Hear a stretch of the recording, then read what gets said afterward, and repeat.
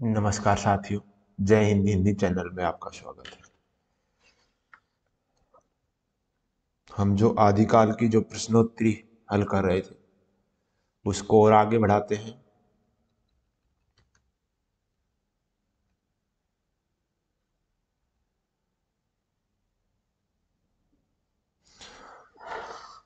तो आज का हमारा जो पहला क्वेश्चन है वो है, निम्नलिखित में से असंगत कथन है। खड़ी बोली गद्य की प्रथम रचना, चंद छंद वर्णन की महिमा। खड़ी बोली गद्य का प्रथम प्रौढ़ एवं परिमार्जित ग्रंथ भाषा योग वशिष्ठ। खड़ी बोली शब्द का प्रथम प्रयोग अमीर खुसरो। आधुनिक काल में खड़ी बोली गद्य का प्रथम ग्रंथ।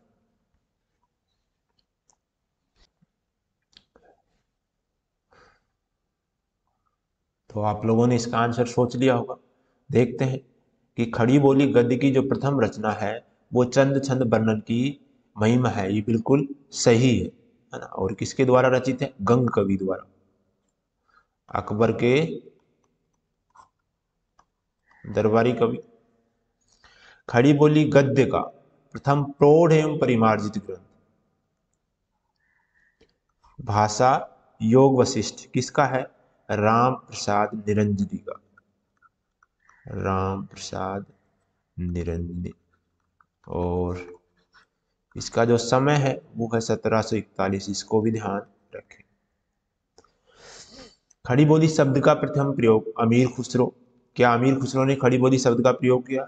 खड़ी बोली के प्रथम कवि की तो हम कह सकते हैं कि भाई खड़ी बोली का प्रथम कवि कौन है, तो हम अमीर खुसरो हम मान लेंगे। और जब प्रथम समर्थ कवि की बात होगी, भी खड़ी बोली का जो प्रथम समर्थ कवि है वो हमने कल देखा था, द्विवेदी युग के अंदर जो है आ रहा है श्रीधर पाठक। समर्थ कवि का मतलब कहीं ना कहीं जो है इन्होंने तो क्या रची है, पहेलियां मुकरियां ढकोसले, है ना। कोई ऐसी तो कोई बहुत ज्यादा बड़ा काव्य तो इन्होंने लिखा नहीं खड़ी बोली के अंदर। लेकिन जो श्रीधर पाठक है ना, उन्होंने जो है काफी जो है रचनाएं जो कविताएं हैं वो हिंदी खड़ी बोली हिंदी के अंदर रची है। तो उनको जो है प्रथम समर्थ कवि कहा जाता है। तो खड़ी बोली शब्द का प्रथम प्रयोग अमीर खुसरो ने नहीं किया। किसने किया है? हिंदी के अंदर की बात करेंगे तो लल्लू लाल ने अपने जो ग्रंथ है प्रेम सागर उसके अंदर जो है खड़ी बोली शब्द का प्रथम प्रयोग यहाँ पर देखने को मिलता है। आधुनिक काल में खड़ी बोली गद्य की प्रथम रचना बिल्कुल सही है, प्रेम सागर है। और किसकी है? ये भी लल्लू लाल की है। तो सभी ने देख लिया होगा कि जो है अमीर खुसरो ने हिंदवी शब्द का प्रयोग किया, नहीं कि खड़ी बोली शब्द का। सही क्रम है, नेक्स्ट क्वेश्चन देखते हैं। सही क्रम है महायान मंत्रियान वज्रयान सहजयान। वज्रयान महायान मंत्रियान सहजयान। सहजयान महायान मंत्रियान वज्रयान। मंत्रियान सहजयान वज्रयान और महायान। तो आपको बताना है कि जो है इसमें से सभी को पता है कि ये जो है सिद्ध साहित्य के बारे में है, कि सिद्ध जो साहित्य का जो पलवन है वह धीरे धीरे किस प्रकार से हो रहा है। तो यही आपको यहाँ पर बताना। आइए देखते हैं कि सभी को पता है कि जो बौद्ध धर्म है उसकी दो शाखाएं थी।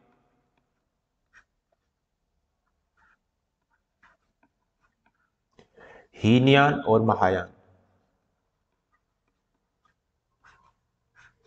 हीनयान और महायान। हीनयान का हिंदी साहित्य से कोई संबंध नहीं है, इसको हम यहीं पर छोड़ देंगे। संबंध किससे है? महायान से। अब ये महायानी जो शाखा है आगे चलती है मंत्रियान नाम से। यानी कि इसमें जो है मंत्रों का वर्चस्व बढ़ गया था। और ये मंत्रियानी जो है आगे चल करके हम यहाँ पर जो है इसमें दिया ही गया, तो यहीं से जो है टिक मार कर देता हूँ मैं। ठीक है, इसमें पहले ही जो है आंसर सही है कि जो महायान जो शाखा है यही आगे चल के जो है मंत्रियानी, इसमें जो है क्या होता है, मंत्रों का जो वर्चस्व बहुत ज्यादा बढ़ जाता है। और जब ये जो मंत्रों की जो साधना पद्धति है इसके अंदर क्या होता है, बहुत ही ज्यादा वज्र का मतलब होता है कठोर। यानी कि मंत्रों की जो साधना है बहुत ज्यादा कठोर हो जाती है ना। और जो लोग हैं वो भयभीत होने लगते हैं इन मंत्रों से। और इस कठोर साधना से जो है आम जो जनता है वो भयभीत होने लगती है। तब जाकर के जो सरहपा जो है सहजियान जो है, सरहपा ने जो है सहजियान पद्धति को जो है शुरू किया। सहज सभी जानते हैं, वज्र यानी कठोर, सहज यानी कि एक तरीके से आसान, कहीं ना कहीं जो मंत्रों की जो वर्चस्व पद्धति से जो आम जनता जो भयभीत हो रही थी, तो उनको कहीं ना कहीं जो शांति प्रदान करने के लिए सहज ज्ञान शाखा जो है कौन लेकर के आते हैं, सरहप्पा लेकर के आते हैं। तो चलिए भी नेक्स्ट क्वेश्चन पे।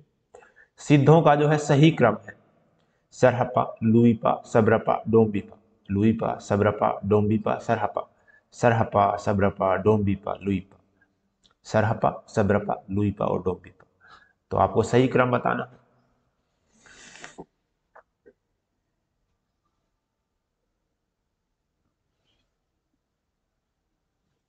तो सभी ने देख लिया होगा कि जो शुक्ल जी हैं वो तो सबसे पहले जो है लुइपा को स्थान देते हैं, सबसे जो है ना, उनके जब क्रम से रखते हैं, शुक्ल जी ने जो है लुइपा को सबसे पहले जो प्रथम स्थान दिया है, ठीक है।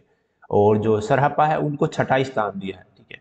ये सरहप्पा है, इनको छठा स्थान दिया है, ठीक है। लेकिन ये जो है वैसे जो सही क्रम है वो क्या माना जाता है, सरहप्पा, सरहप्पा के बाद में जो है सब्रपा, और सब्रपा के बाद में लुइपा, और लुइपा के बाद में आता है डोम्बिपा।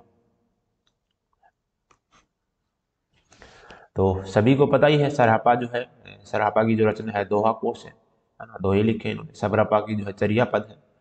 लुइपा जो है सिद्ध साधना में जो है कहीं ना कहीं श्रेष्ठ माने जाते हैं। और डोम्बिपा की जो है डोम्बी गीति का अक्षरीय अक्षरा द्विकोपदेश और योगचर्या जो है इनकी प्रसिद्ध रचनाएं। तो सरहप्पा, सब्रपा, लुइपा और डोम्बिपा, ठीक है। इसके आगे जो भी क्रम चलवाएंगे ये चलता रहेगा। सिद्ध साहित्य के संपादन का शुभारंभ किसने किया। सिद्ध साहित्य जो है इसका शुभारंभ जो है किसने किया है, तो आपको बताना है। पाश्चात्य प्राच्यविद ब्रेंडल ने, हरिप्रसाद शास्त्री ने, प्रबोध चंद्र बाग जी ने, और राहुल सांकृत्यायन ने।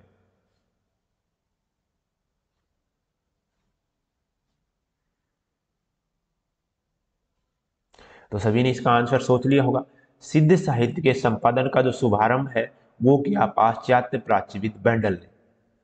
इसकी जो शुरुआत है कि हमारे यहाँ पर जो सिद्ध साहित्य भी है इसकी ओर सबसे पहले जो है ध्यान आकर्षित किसने किया, पाश्चात्य जो प्राच्यविद है ब्रेंडल ने।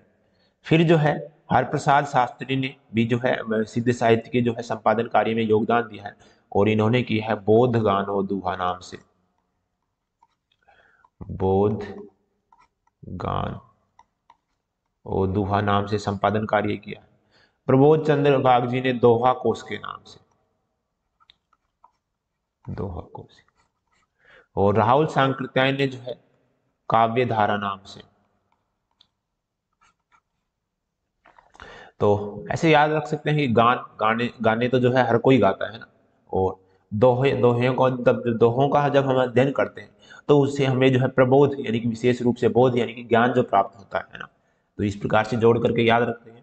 लेकिन ये तो आपको याद ही रखना पड़ेगा कि जो है कहीं ना कहीं जो शुरुआत है सिद्ध साहित्य की, वो कोई जो बाहरी जो व्यक्ति यानी कि पाश्चात्य प्राच्यविद बेंडल जो है इसकी ओर हमारा ध्यान आकर्षित कर सके।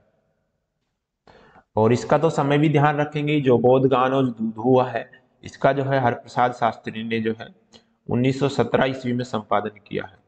और ये इन्होंने जो है नेपाल यात्रा की थी, वहां से जो प्राप्त पांडुलिपियों के आधार पर जो है इन्होंने जो है इस जो ग्रंथ है इसका संपादन कार्य किया है।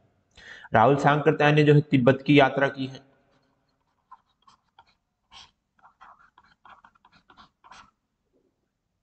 और इसके आधार पर जो है 1945 ईस्वी में जो है इन्होंने इसका संपादन कार्य किया है। दोहा को प्रबोध चंद्र बाग जी द्वारा किया गया है। नेक्स्ट क्वेश्चन पर चलते हैं। सिद्ध साहित्य की विशेषता नहीं है, कौन सी नहीं है आपको बतानी है। शास्त्रवाद का विरोध, व्यावहारिक ज्ञान का विरोध, खंडन मंडन शैली, और रहस्यात्मकता।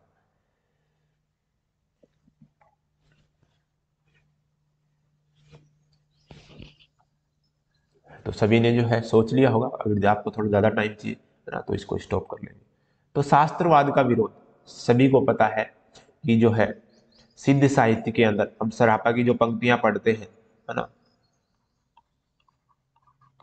सरहपा जो है इसमें जो है सबसे प्रमुख यानी कि पहले नंबर पर भी आते हैं और प्रमुख भी है स्थान में। तो इन्होंने इनकी जो पंक्तियां हैं ना, शास्त्रवाद का विरोध करने वाली पंक्ति जो है, हम जो ये पंक्ति है वो पढ़ते हैं, ठीक है, कि पंडी सैल सत्य बखानी, देहे बुद्ध बसंत न जाने।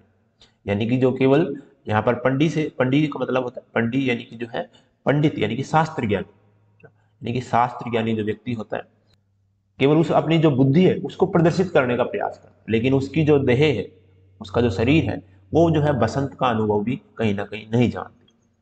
तो जो है शास्त्रवाद का यहाँ पर जो है विरोध आपको देखने को मिलता है, बिल्कुल सही है ये। व्यावहारिक ज्ञान का विरोध नहीं, लेकिन व्यावहारिक ज्ञान का विरोध नहीं मिलता, ठीक है, व्यावहारिक ज्ञान का इन्होंने समर्थन किया, ठीक है। और शास्त्रवाद का विरोध, हमने जब सिद्ध साहित्य की जब विशेषताएं देखी थी, तब हमने शुरुआत में ही देखा था सबसे पहले कि ये क्या करते हैं, शास्त्रवाद का विरोध करते हैं और व्यावहारिकता का साथ में समर्थन करते हैं। यानी कि पोथी ज्ञान का विरोध और जो समाज से जुड़ा हुआ जो ज्ञान है वो उसका जो है समर्थन करते हैं। यही जो है नाथ साहित्य के अंदर भी देखते हैं, यही आगे चलकर संत साहित्य में भी यही चीजें समान रूप से देखने को मिलती है। तो सही नहीं है, यही सही नहीं है, ठीक है। तो हम इसको क्या कहेंगे, व्यावहारिक ज्ञान का यहाँ पर समर्थन देखने को मिलता है, जब तो ये जो है ठीक हो जाता है, व्यावहारिक ज्ञान का समर्थन। खंडन मंडन शैली मिलते हैं, सभी को पता है, दोहों में जो है खंडन मंडन शैली मिलती है। और रहस्यात्मकता भी यहाँ पर हम देखते हैं कि जो धार्मिक साहित्य है उसके अंदर कहीं ना कहीं जो है रहस्यात्मकता समावेश मिलता है, और सिद्ध साहित्य में भी जो है रहस्यात्मकता है। सिद्ध साहित्य की नेक्स्ट क्वेश्चन है, सिद्ध साहित्य की विशेषता नहीं है, फिर से जो है इसकी विशेषता या प्रवृत्ति से संबंधित सवाल उठा गया कि इसकी विशेषता कौन सी नहीं है। राग में विराग की अवधारणा केवल निवृत्ति मूलकता, प्रवृत्ति मूलकता एवं निवृत्ति मूलकता का समन्वय, शांत एवं श्रृंगार रस। इस श्रृंगार को ठीक कर लेंगे, टाइपिंग में ये आता ही नहीं है, ठीक है, श्रृंगार रस।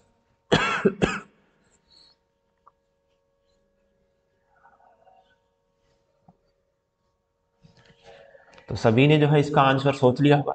राग में विराग की अवधारणा, ये हमने जब इसकी विशेषताएं देखी तब हमने विस्तार से देखा था, एक बार फिर से जो है इसको रिपीट कर देता हूं। राग का मतलब है कि संसार से जुड़ाव, और वैराग का मतलब हो गया संसार से विरक्ति या अलगाव।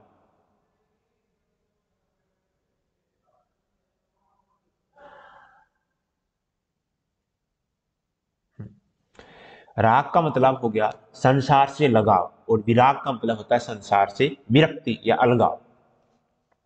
तो राग में विराग की अवधारणा मिलती है, बिल्कुल मिलती है। कैसे? राग का मतलब हो गया ये जो प्रवृत्ति मूलकता एवं निवृत्ति मूलकता का समन्वय, और राग में विराग की अवधारणा, दोनों जो है कहीं ना कहीं जुड़ी हुई बातें हैं, ठीक है। और प्रवृत्ति मूलकता का मतलब भी क्या होता है, प्रवृत्ति का मतलब होता है किसी चीज से जुड़ना, और किससे, यानी कि सांसारिकता से जुड़ना। और निवृत्ति मूलकता का मतलब होता है संसार से कटाव, उससे अलगाव। तो ये कैसे है, देखते हैं कि इन्होंने जो अपनी जो साधना पद्धति है, इन्होंने क्या किया कि अपनी साधना पद्धति में स्त्री को स्थान दिया है। हमने वहां पर जो है पीछे देखा था कि स्त्री से संसर्ग यानी कि जुड़ाव, यही क्या है, महासुखवाद है, यही जो है गुह्य साधना है। और निवृत्ति मूलकता क्यों है, साधना पद्धति में स्त्री को स्थान दिया, इसलिए इसको कहेंगे राग या जो है प्रवृत्ति मूलकता।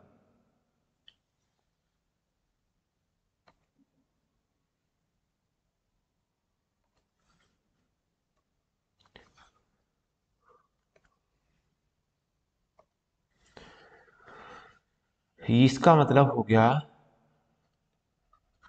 प्रवृत्ति मूलकता। और गृहस्थों का अनादर मिलता है, गृहस्थों का, यानी कि ये कहते हैं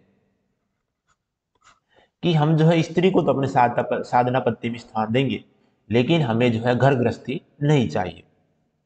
इसे क्या कहेंगे, विराग या निवृत्ति मूलकता।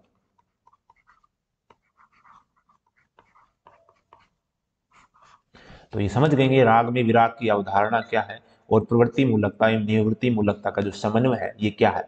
यानी कि जो स्त्री को तो स्थान दिया, लेकिन जो है गृहस्थोों का अनादर किया, इसीलिए कहते हैं कि प्रवृत्ति मूलकता एवं निवृत्ति मूलकता का क्या है, यहाँ पर समन्वय देखने को मिलता है।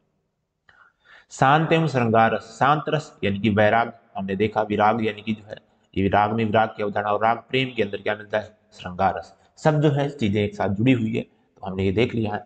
और अब इसका जो आंसर है वो भी सभी को पता चल ही गया होगा कि क्या है। तो इसका जो आंसर है सही वो हो गया कि केवल निवृत्ति मूलकता नहीं है यहाँ पर, प्रवृत्ति मूलकता एवं निवृत्ति मूलकता का क्या है, समन्वय है। ये यहाँ पर जो देखने को मिलता है। चलो नेक्स्ट क्वेश्चन पर चलते हैं कि सिद्ध साहित्य से संबंधित नहीं है। क्या नहीं है भाई सिद्ध साहित्य से संबंधित, देखते हैं कि सहजज्ञान साधना नहीं है, वामाचार साधना नहीं है, महासुखवाद नहीं है और षट चक्र साधना नहीं है।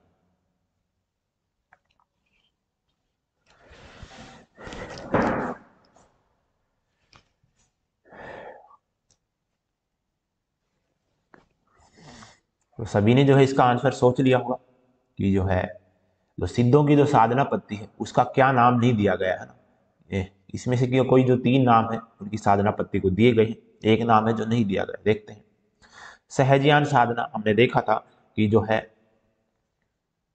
सहजयान साधना जो है सरहपा लेकर के आते हैं, है ना, कि जो महायान से मंत्रयान, मंत्रयान से वज्रयान और वज्रयान के से जो है सहजयान।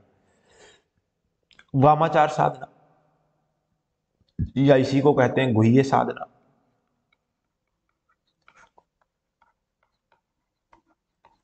और इसी को क्या कहते हैं, महासुखवाद। ये तीनों एक ही बात है। और ये जो है स्त्री संसर्ग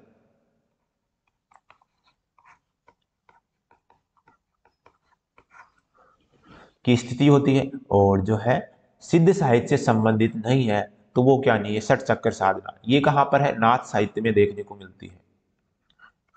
जो गोरखनाथ है वो षट चक्र साधना लेकर के आते हैं। तो जो है सिद्ध साहित्य से ये संबंधित नहीं है। नेक्स्ट क्वेश्चन पर चलते हैं। डोम्बिपा की जो है रचना नहीं है। अक्षर द्विकोपदेश, योगचर्या, चर्यापद, डोम्बी गीतिका।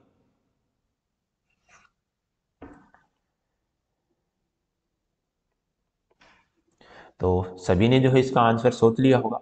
अक्षर द्विकोपदेश डोम्बिबा की रचना है, बिल्कुल है। योगचर्या है, बिल्कुल है। चर्यापद है, ये आपको सोचना है। और नहीं है, इनकी नहीं है तो किसकी है ये भी बताना है आपको। या डोम्बी गीतिका। तो डोम्बी बात के नाम से ही जो है डोम्बी गीतिका है, ये तो आसानी से याद रह जाती है ना, दोनों याद रखनी है। इसके अलावा योगचर्या और अक्षर द्विकोपदेश दोनों रचनाएं जो है पूछी गई है। इसमें से जो है कई बार पूछी गई है, तीनों देकर के चौथी कोई बेमेल देकर के पूछ ली गई है, डोम्बिबा की रचना नहीं। क्योंकि जो सिद्ध साहित्य हो गया, नाथ साहित्य हो गया, इनमें बहुत ज्यादा रचनाएं नहीं। जैन साहित्य में तो फिर भी काफी रचनाएं मिलती है, ठीक है। तो मुश्किल से 5-7 रचनाएं मिलती है किसमें, सिद्ध साहित्य के अंदर। और ऐसी नाथ साहित्य के अंदर हम केवल गोरखनाथ और मत्स्येंद्र नाथ की रचनाएं पढ़ते हैं। बाकी कोई बहुत ज्यादा जो है इसमें नाम नहीं आते हैं। तो इनको जो है हर एक जो छोटी छोटी चीज है वो भी आपको पता होना चाहिए, छोटी छोटी रचनाएं। तो यहाँ पर जो है ये जो बड़े नाम है, अक्षर द्विकोपदेश, योगचर्या और डोम्बी गीतिका, ये थी। और ये चर्या पद है, ये किसके हैं, ये इनके नहीं है। तो ये मैंने आपको बताने के लिए कहा है, फिर से सोचो एक बार, आपके दिमाग पे आनी चाहिए। जो चर्या पद है वो किसकी है,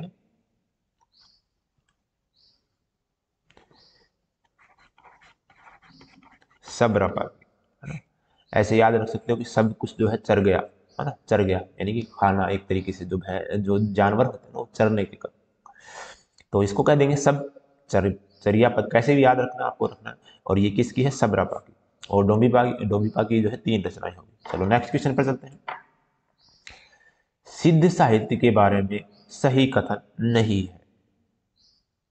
ईश्वर में आस्था, नारी को साधना मार्ग में स्थान, गृहस्थों के प्रति अनादर और काया साधना।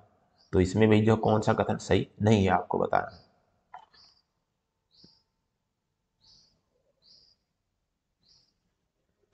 तो सभी ने जो है सोच लिया होगा कि जो है ईश्वर में आस्था क्या मिलती है यहाँ पर। देखते हैं, नारी को जो है साधना मार्ग में स्थान, ये तो हमने पीछे ही देखा था। नारी को साधना मार्ग में स्थान देने के कारण ही जो है इनको राग या फिर जो है प्रवृत्ति मूलकता में जो है इनको स्थान दिया जाता है। और जो है ग्रस्तों के प्रति अनादर यानी कि निवृत्ति मूलकता या फिर विराग की अवधारणा, है ना, राग में विराग की अवधारणा, यही तो है। और काया साधना हमने पीछे ही देखा है, काया साधना, महासुखवाद, गुह्य साधना, ये सब क्या है, इनकी साधना पद्धति है। तो यहाँ पर क्या है, नहीं है ईश्वर में आस्था, ईश्वर में आस्था नहीं है तो क्या है, यहाँ पर अनास्था देखने को मिलती है। इसी को कह देते हैं कि ये निरीश्वरवादी है, इनका कोई जो है ईश्वर में कोई विश्वास नहीं है। तो ये क्या है, निरीश्वरवादी है। जो ईश्वर की जो अवधारणा है वो कौन लेकर के आते हैं हिंदी के अंदर? गोरखनाथ। ठीक है, चलो, सिद्ध साहित्य के संबंध में सही कथन नहीं है। फिर से देखना है कि इसमें जो है कौन सा कथन सही नहीं है। इनका जो समय है, इनका सिद्धों का जो समय है 7वीं से 14वीं सदी है। क्षेत्र इनका पूर्वोत्तर भारत है। अर्धमागधी अपभ्रंश का प्रभाव है और उपयुक्त सभी सही है।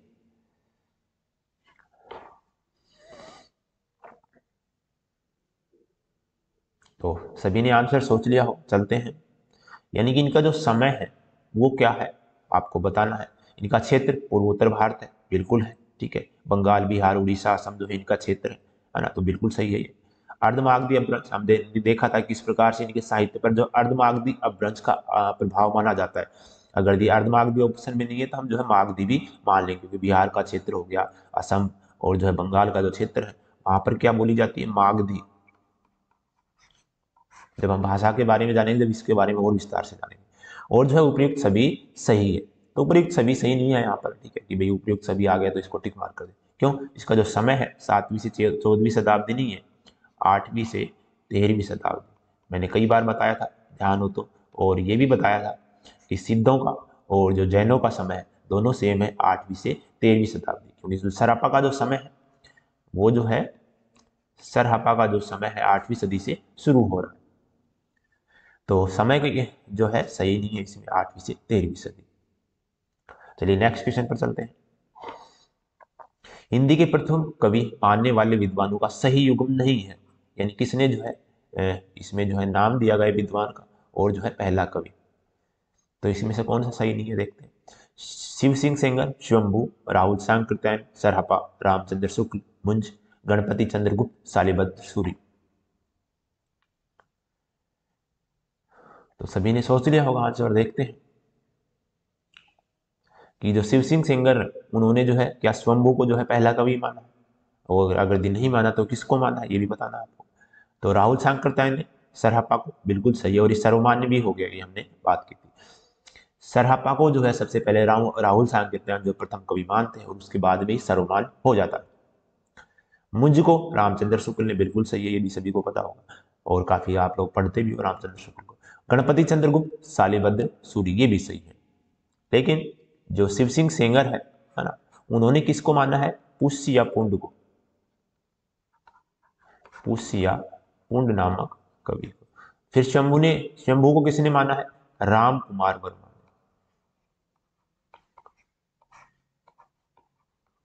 तो ऐसे भी याद रखते हैं, राम जो है शम यानी कि खुद से पैदा हुए हैं। ठीक है, ऐसे याद रख सकते हैं। और शिव जी को हम क्या चढ़ाते हैं? पुष्प, है ना, फूल वगैरह चढ़ाते हैं, ऐसे जोड़ करके याद रख सकते हैं। चलो नेक्स्ट क्वेश्चन देखते हैं। निम्नलिखित में से जैन साहित्य के बारे में कौन सा कथन असंगत है? केंद्र गुजरात का काठियावाड़ क्षेत्र, समय 8वीं से 13वीं सदी, राजनीतिक दरबारी साहित्य है, सर्वाधिक प्रामाणिक साहित्य है।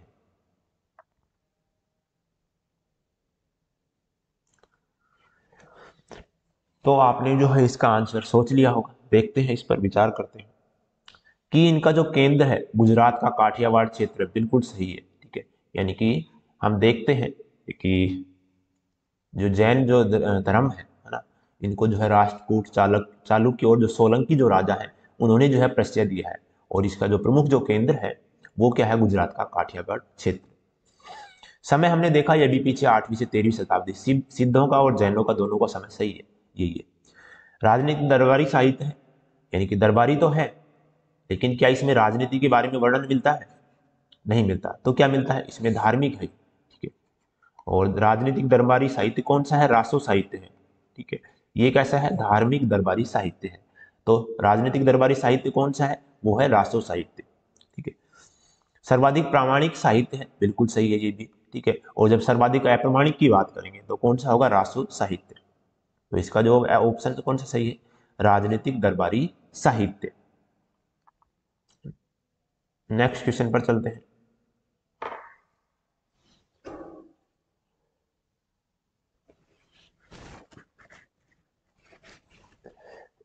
चरचरी, रास, फागु शैलियों का संबंध है जैन साहित्य, रासो साहित्य, सिद्ध साहित्य और नाथ साहित्य से। तो सभी को पता ही होगा ये किससे संबंधित है, जैन साहित्य से। ठीक है, चरचरी, रास, फागु, शैलियां, काफी बार पूछा गया है सवाल कि ये किससे संबंधित है, जैन साहित्य से। वो जो रासो है ना, वो रासो अलग है, ठीक है, और ये रास अलग है। ठीक है, रासो तो किससे संबंधित है, सभी जानते हैं। ठीक है, रासो तो अलग जो है धारा चलती है रासो साहित्य की, लेकिन ये जो रास है ये किस में चलती है, जैन साहित्य में।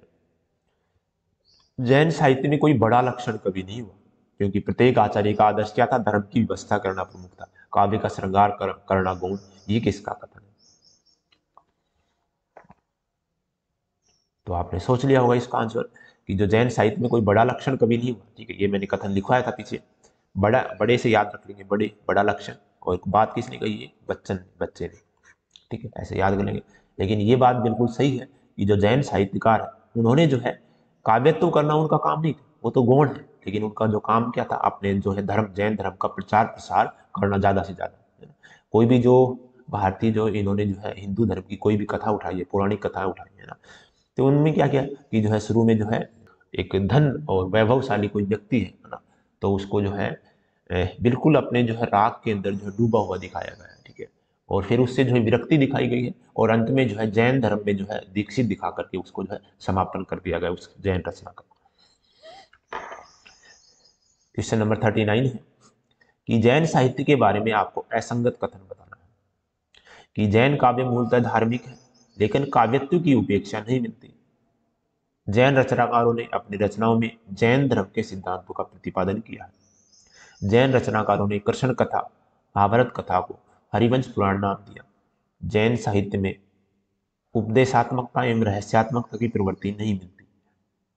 तो आपको इसमें से असंगत कथन बताना है।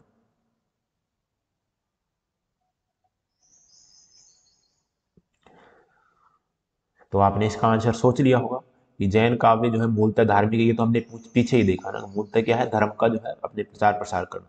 लेकिन काव्यत्व की भी उपेक्षा नहीं मिलती, क्योंकि जो है काव्यत्व भी यहाँ पर जो है देखने को मिलता है। जब सबसे ज्यादा जो है काव्यत्व की बात करते हैं तो रासो साहित्य के अंदर मिलता है, आदिकाल के अंदर। उसके बाद में हम जो है जैन साहित्य को, और जो फिर सिद्ध साहित्य को, और लास्ट में जो है सबसे नाथ साहित्य को रखते हैं काव्यत्व में। क्यों, शुष्क एवं नीरस हम कहते हैं ना, जो नाथ साहित्य है शुष्क एवं नीरस है, तो उसमें जो है काव्यत्व सबसे कम मिलता है, किसमें, नाथ साहित्य में। तो जो है यहाँ पर काव्यत्व की भी उपेक्षा नहीं मिलती, बिल्कुल सही है। जैन रचनाकारों ने अपनी रचनाओं में जैन धर्म के सिद्धांतों का प्रतिपादन किया, ये भी हमने जो पीछे बात की बिल्कुल सही है। जैन रचनाकारों ने कृष्ण कथा एवं महाभारत कथा को हरिवंश पुराण नाम दिया है। इनकी जो भी रचनाएं हैं, ठीक है, जिसमें कृष्ण कथा एवं महाभारत कथा का जो है अंश उठाया गया है ना, उसकी जो है आधारभूमि या पृष्ठभूमि उठाई गई है, तो जो है उसको क्या का नाम दिया इन्होंने, हरिवंश पुराण। जैन साहित्य में उपदेशात्मकता एवं रहस्यात्मकता की प्रवृत्ति नहीं मिलती। क्यों, मिलती है, खूब मिलती है ना। ये रहस्यात्मकता एवं उपदेशात्मक भी अपने धर्म का प्रचार प्रसार कर रहे हैं, उपदेश तो देंगे, है ना। तो जो है अपने धर्म का प्रचार प्रसार में इन्होंने उपदेश भी दिए, और रहस्यात्मकता भी यहाँ पर जो देखने को मिलती है। तो इसका आंसर हो गया गहन। अगर जनों नहीं, अगर जैनों की रचनाओं के ऊपर से जैन विशेषण हटा दिया जाए तो वे योगियों और तांत्रिकों की रचनाओं से बहुत भिन्न नहीं लगेगी। ये जो कथन है ये किसका है, तो सोचेंगे सभी, रामचंद्र शुक्ल का है, बच्चन सिंह का है, हजारी प्रसाद का है, राम कुमार वर्मा का है।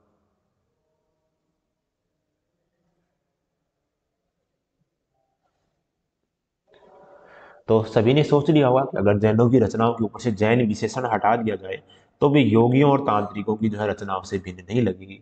ये कथन किसका है, हजारी प्रसाद द्विवेदी का। तो ये कथन किसका हो गया भाई, हजारी प्रसाद द्विवेदी का। और यहां तक हमने जो है मुझे लग रहा है 15 क्वेश्चन किए, ठीक है। ज्यादा टाइम मैं नहीं निकाल पा रहा हूँ, ठीक है, कुछ अपने लिए भी मुझे समय देना पड़ता है, कुछ स्कूल के लिए।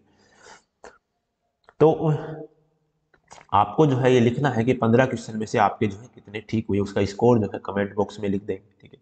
और साथ में अपना नाम, और साथ में जो है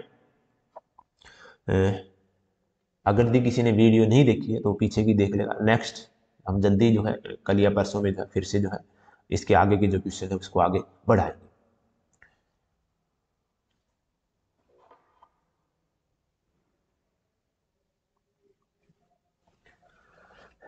चलिए, धन्यवाद साथियों। नेक्स्ट क्लास में इस प्रश्नोत्तरी को हम और आगे बढ़ाएंगे। अगर दी हमारा चैनल पसंद आता है, हमारी वीडियो पसंद आती है, ठीक है, तो इसको लाइक करें और सब्सक्राइब करें और अपने साथियों के साथ भी जो है शेयर करें। धन्यवाद साथियों।